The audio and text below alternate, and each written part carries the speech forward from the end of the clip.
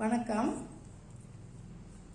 தோன்றின் புகழோடு தோன்றுக, அத்திலா தோன்றலின் தோன்றாமை நன்று அப்படின்னு சொல்லி குறள் எழுதியிருக்காரு. தோன்றின் புகழோடு தோன்றுக, அத்திலா தோன்றலின் தோன்றாமை நன்று அப்படின்னு அந்த குறள்.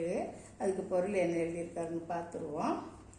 மனிதராய் பிறப்பின் புகழுக்கு உரிய குணங்களோடு செம்மையாய் வாழ வேண்டும். மனிதனுக்குரிய எல்லா குணங்களும், பிறர் மேல அன்பு செலுத்துறதா இருக்கட்டும், பாசம் வைக்கிறதா இருக்கட்டும், பரிந்து பேசுறதா இருக்கட்டும், எல்லா வகையிலும் புகழுக்குரிய குணங்களோடு செம்மையாக வாழ வேண்டும்.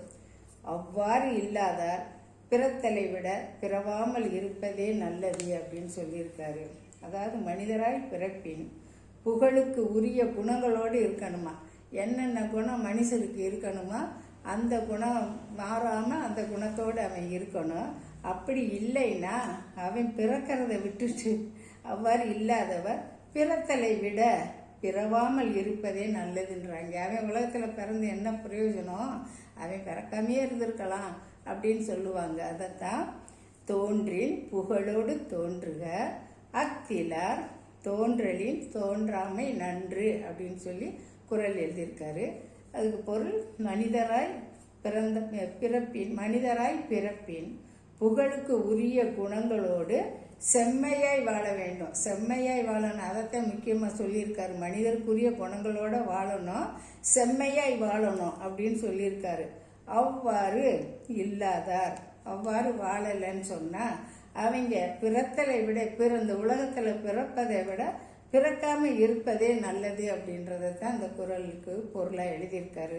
மனிதராய் பிறப்பின் புகழுக்கு உரிய குணங்களோடு செம்மையாய் வாழ வேண்டும்.